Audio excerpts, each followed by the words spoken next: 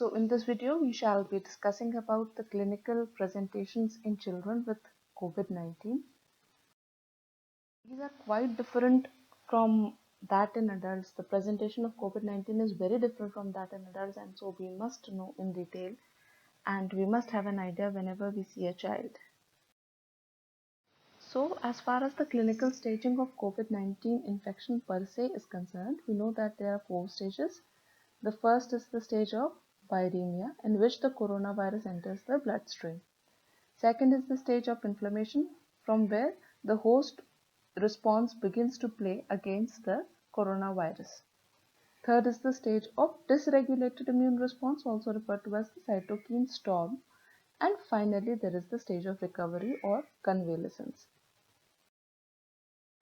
Pathophysiologically, we now understand that it is basically a balance between the infection as well as between the host response, which is important for deciding which stage the child shall present to you. Coming on to the first stage, that is the stage of viremia, in which the virus is traveling into the blood. We know that it is a stage of acute infection or acute viral replication. It lasts for typically day 2 to day 5 in adults.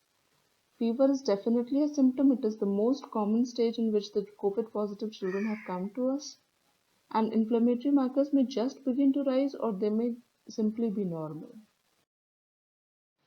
Second is the stage of inflammation. The host's immune response begins to get activated progressively. It is important to see that the onset of this phase may begin after 1 to 4 weeks after the initial COVID-19 infection or exposure to COVID-19 patient in children, even though the duration is 6th to 9th day in adults. In children, it may be delayed by a period of 1 to 4 weeks. Remember, this is very important difference. Fever may be or may not be there, usually not. Inflammatory markers are definitely raised. Hyperinflammation stage in children usually presents as 3 different types of clinical presentation. First is the multisystem inflammatory syndrome, multisystem inflammatory response syndrome in COVID-19.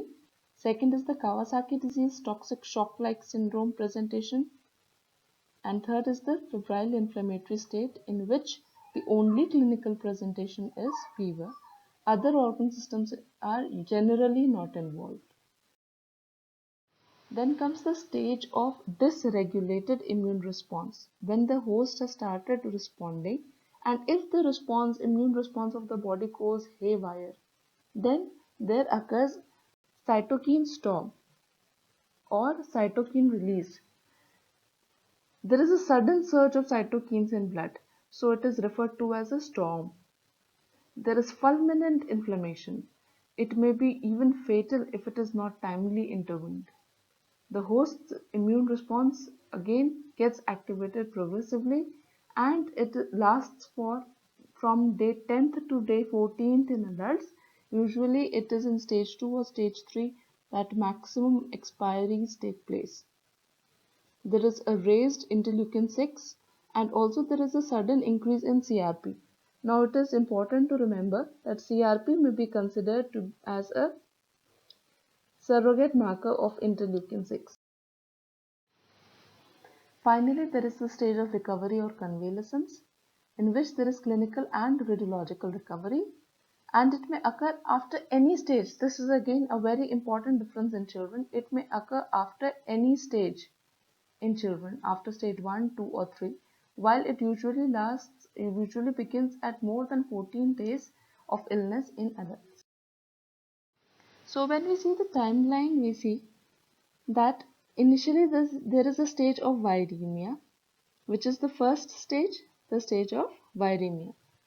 Second is the stage of inflammation. Then the host's immune response increases progressively, and then there is a stage of, if there is dysregulated immune response, the third stage sets in, which is also referred to as the stage of cytokine storm. And if timely intervened in stages 2 and 3, then the patient may land into stage of recovery or convalescence, that is the stage 4. It is important to remember that stage 4 can begin right after stage 1 itself in children. This is the difference which is seen from adults. Most of the time what happens is that children present in stage 1 and from stage 1 itself they recover, while few children are presenting with stages of inflammation in cytokine storm with a history of having COVID-19 exposure, or maybe in the acute phase itself the periods of prolongation from one stage to another is very short in them.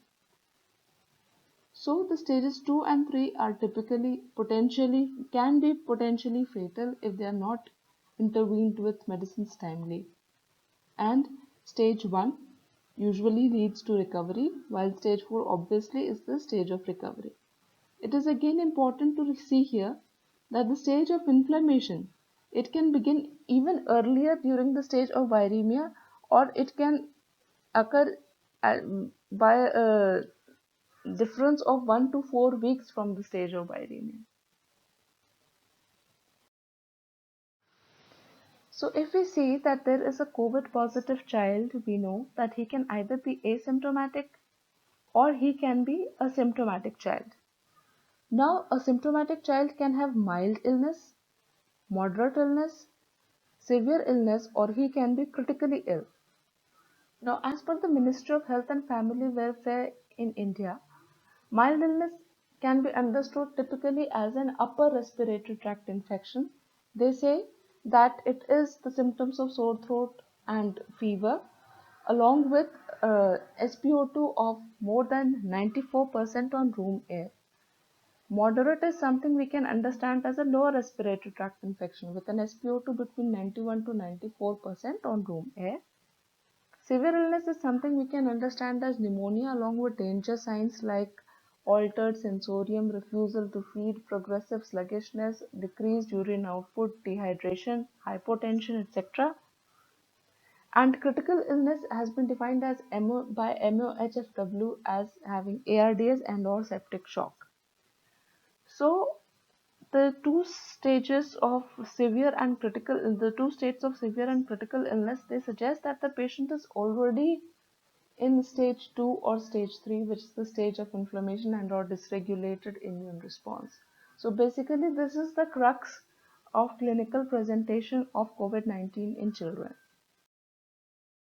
As far as the stage of inflammation is concerned, different health bodies have defined it differently.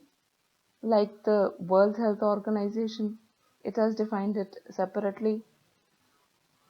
Then the Royal College of Pediatrics and Child Health and the Centers of Disease Control and Prevention, United States of America. It is not very important to remember every definition by heart except for in your theory exams. And understand as an approach to the patient is that there is fever for a certain minimum duration. This certain minimum duration has been defined by the Centers for Disease Control as 24 hours,